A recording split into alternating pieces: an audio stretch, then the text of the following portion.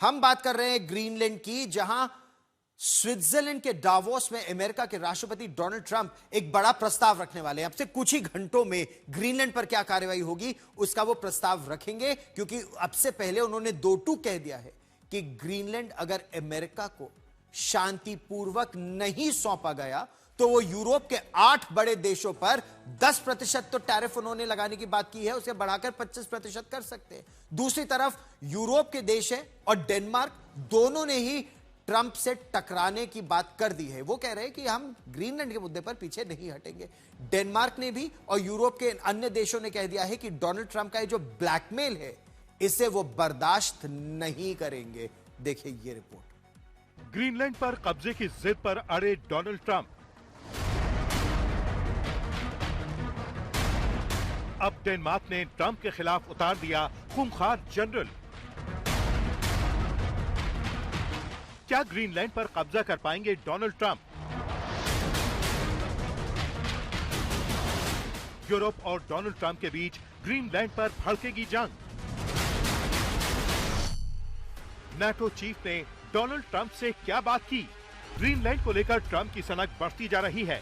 वो नाटो तो छोड़ो, सारे इंटरनेशनल नियम तोड़ ताड़ के किसी भी कीमत पर इसे हासिल करना चाहते हैं। ट्रंप ने साफ कर दिया है कि अगर बात नहीं बनी तो वो फोर्स का इस्तेमाल भी करेंगे। ट्रंप की इस धमकी के बाद ग्रीनलैंड की सिक्योरिटी बढ़ा दी गई है। कई यूरोपीय देश अपनी सेना ग्रीनलैंड भेज रहे हैं। इसके साथ ही डेनमार्क ने अपना तुरुप का इक्का जंग के मैदान में उतारा है। ये एक ऐसा खूंखार सैनिक है जिसे एक तरह से अमेरिका ने ही तैयार किया है।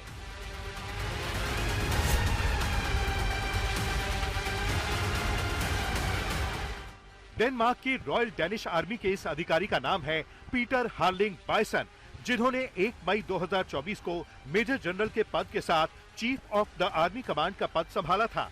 पीटर 88,000 फौजियों के इकलौते बॉस हैं। पीटर बायसन आज उस मुकाम पर हैं जहां उनके एक इशारे पर डेनमार्क की पूरी सेना हरकत में आ जाती है। पीटर बायसन डेनमार्क की सेना का वो मास्टरमाइंड है जिसने अपनी पूरी जिंदगी बारूद और गोलियों के बीच बिताई है। उनके करियर का एक बड़ा हिस्सा नाटो के मिशनों में बीता है। नाटो का सबसे बड़ा लीडर अमेरिका है, इसलिए बायसन ने युद्ध की बारीकियां, कमांड और कंट्रोल सीधे अमेरिकी जनरलों के साथ काम करके सीखे हैं। सवाल यह है कि क्या एक जनरल ट्रंप की जिद को हरा पाएगा? ब्रिटेन की लिबरल डेमोक्रेट्स पार्टी के नेता एड डेवी ने संसद के भीतर खड़े होकर कहा कि डोनाल्ड ट्रंप इंटरनेशनल गैंगस्टर की तरह काम कर रहे हैं। डेवी ने कहा कि ट्रंप धमकियों की भाषा बोल रहे हैं, नाटो तोड़ने की बात कर रहे हैं और यूरोप के दोस्तों को टैरिफ से डराने की कोशिश कर रहे हैं। लेकिन नॉर्वे के प्रधानमंत्री को भेजे गए टेक्स्ट मैसेज में ट्रंप ने साफ लिखा, अब मैं सिर्फ शांति के बारे में सोचने के लिए बाध्य नहीं हूँ, अब मैं वो सोचूंगा जो अमेरिका के लिए सही है और इसके लिए ग्रीनलैंड पर पूरा नियंत्रण जरूरी है।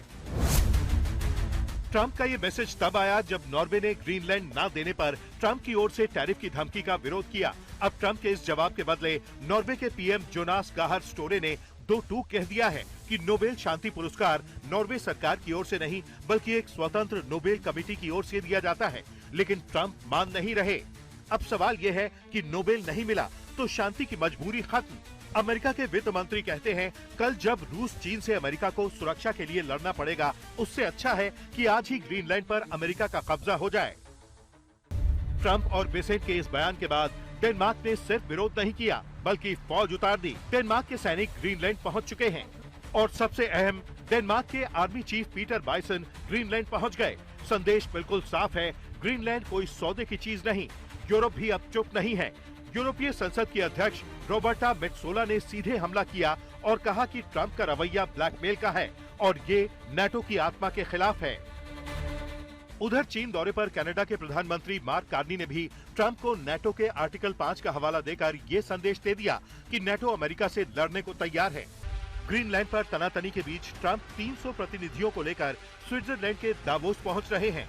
ऐसा कहा जा रहा है कि वो ग्रीनलैंड पर बातचीत नहीं करेंगे बल्कि यूरोप के सामने सरेंडर की शर्तें रखेंगे। ट्रंप के दूसरे कार्यकाल का अभी सिर्फ 1 साल पूरा हुआ है, लेकिन शांति का मुखौटा इतनी जल्दी उतर जाएगा किसी ने नहीं सोचा था। नोबेल की कसक और कब्जे की धमकी, क्या यही नई अमेरिकी विदेश नीति है? दुनिया सांस रोके देख रही है क्योंकि ये टकराव सिर्फ जुबानी नहीं रहा। आज तक ब्यूरो।